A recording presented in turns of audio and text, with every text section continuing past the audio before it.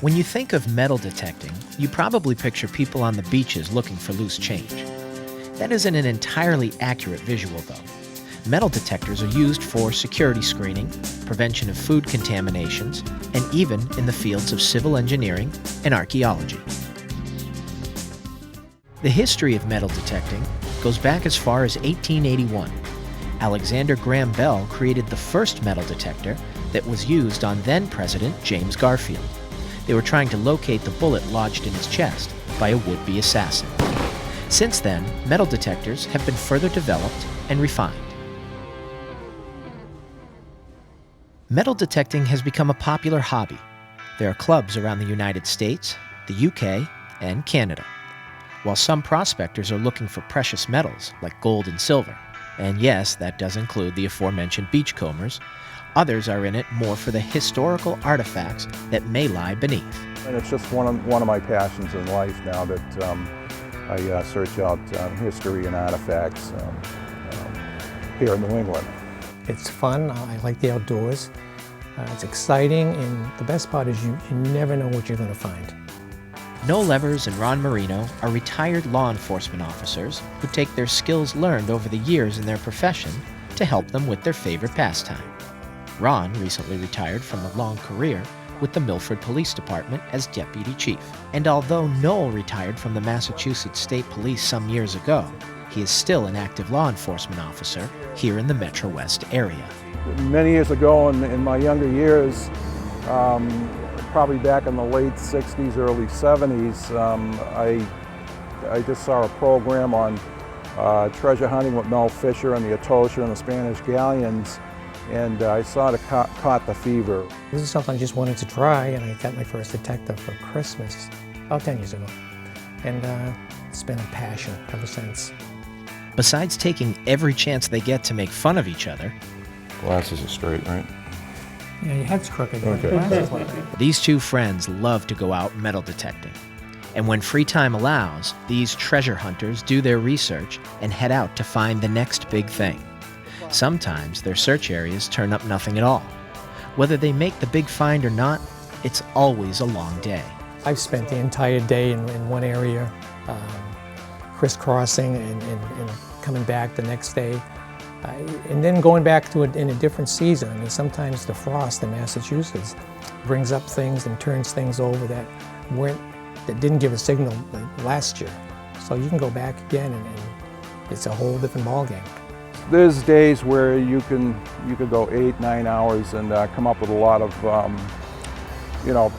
junk and waste from past decades. When you go out by yourself and you're in the woods, and you're just going out that day blind, you have nowhere else to go for the day, and you start, you're quite a ways into the woods, you're metal detecting, and you get a good signal, and it's an item that's down 12, 14, 16 inches, and you dig it up and you get a beautiful silver real, or a silver dollar, or a colonial pence, a farthing, a shilling, with a date of the early 1700s. The last person that held this is dust. And you'd like to know what it was used for, how it was lost.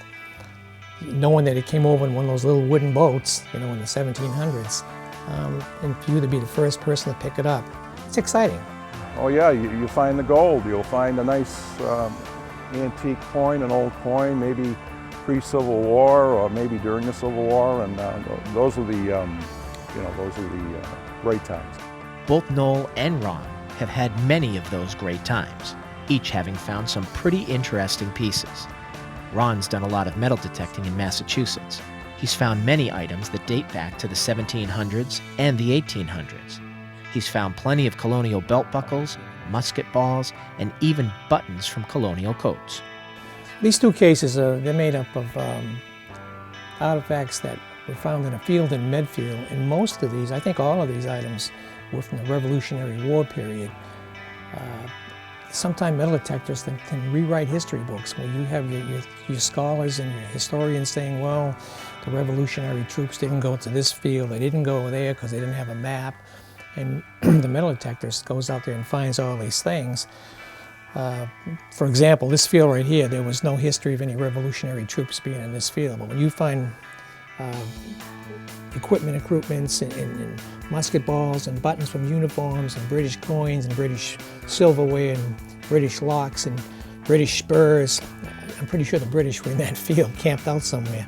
Ron also has an impressive collection of Indian arrowheads and tools. And many times you end up giving a lot to the landowners. But some are really interesting pieces. Here's a piece of stone jewelry that was some type of an Indian artifact. To this day, I don't know how they made the holes in some of these pieces, but I showed this to a couple of people. I thought that maybe a brave would have worn this around his neck, and I was informed that anything that a brave wore would have been pointed. So this was probably worn by a squaw because of the roundness of it. You learn something all the time, I guess. This would have been a masher that some young girl would have helped her mother mash wheat or berries, and would probably have worn in a little leather satchel and lost it. Probably got in trouble when they lost it.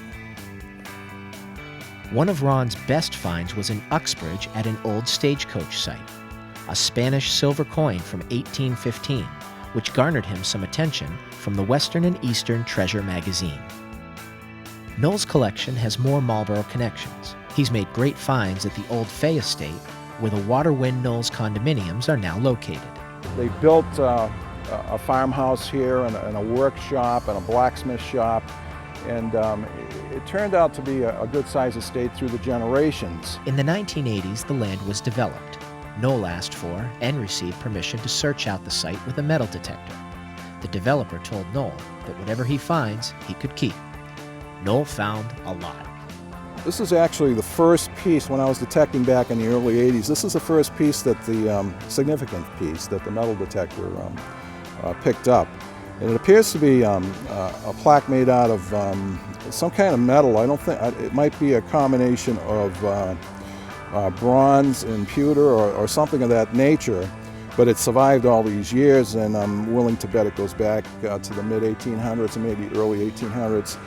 But it's a piece that maybe was attached to the front post of the entrance door to the house, or maybe the way it's built was attached to some piece of leather on a chest or something. Maybe it was to identify whose chest it was.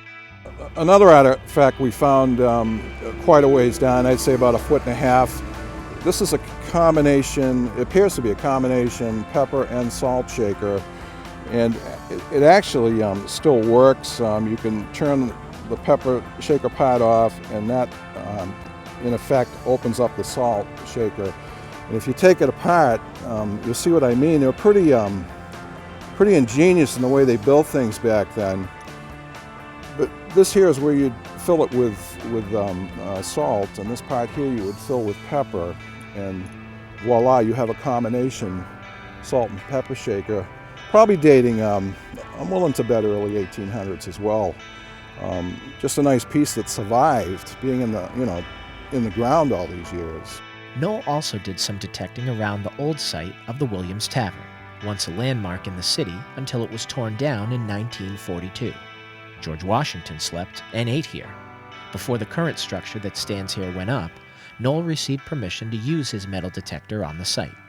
He unearthed an impressive treasure, a dining fork from the Williams Tavern's days of serving meals, which ended after Prohibition in 1940. Noel believes that the fork dates back to the early 1900s. Noel and Ron have a strong sense of history, which helps them decide where they want to spend the day metal detecting. Research is important. We do quite a bit of research. My main objective is hunting for colonial artifacts. So the history is out there if you want to put some time into research and find out where you want to go. And then you've got to get the permission to get there too. And if you put it all together, and if you get lucky, you have an opportunity to go to someone's land that's still rural, and everything, you put it together and it works. You find out who the landowner is. I mean, of course, there's always that approach. And you have to sell yourself. Hopefully your reputation precedes you. And what helps too in that area, I think I'm pretty well known, where if I do find something pertinent to the current generation, some of those farms go back 3 or 4 generations, and you end up digging up someone's great-grandfather's pocket watch or a jackknife that's engraved, and you present it to the landowner. I mean, you've got a friend for life.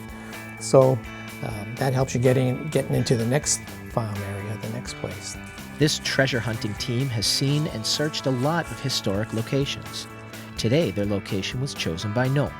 According to this lifelong Marlborough resident and Marlborough Historical Society member since 1980, there is a treasure to be found here, the Lake Williams area in Marlborough. What we're going to detect today is an old foundation from the late 1600s, probably early 1700s. According to a 1799 map, a Lieutenant Trowbridge lived here. And we're going to go in and see exactly for relics what we can find in there. And we'll also research a little bit of history on this lieutenant and see if he had any action in the Revolutionary War or possibly later wars. But for now, we're going to go in and take a look and see what we can find for antiquities and relics in relation to this site. Although Noel's dream plan is to have one of those big state-of-the-art boats with sonar equipment so he can find the next great sunken treasure, you won't find him and Ron out on Lake Williams, just on the shore. We could get a dinghy and go out on Lake Williams, sure. Noel and Ron gather the equipment they need in order to thoroughly search the area. They use high-end models that can decipher just how far down an object is. The guys can also tell if they're looking at a quarter, nickel, dime, or penny. Ron and Noel can also tell based on gauge readings what kind of object the detector has found. Sometimes, before they start digging, they already know if there's something special, or just a bottle cap, or a rusted old nail. Well, metal detectors range in price from $250 to $3,000, and you can add to them and get special heads and special equipment. When you get up to that $1,000, $1,500 range, they're pretty much they're good detectors. You have to learn your own detector because individually they're somewhat unique, the different brands.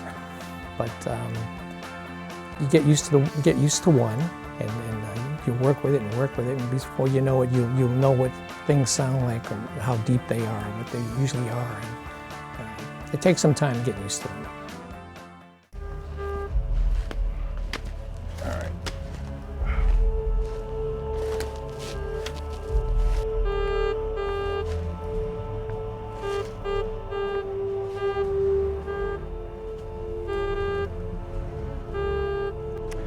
I'm trying to determine if there's more than one piece here, and it appears to be a lot of different, maybe broken pieces. It's not so much, the detector is not indicating that it's anything valuable.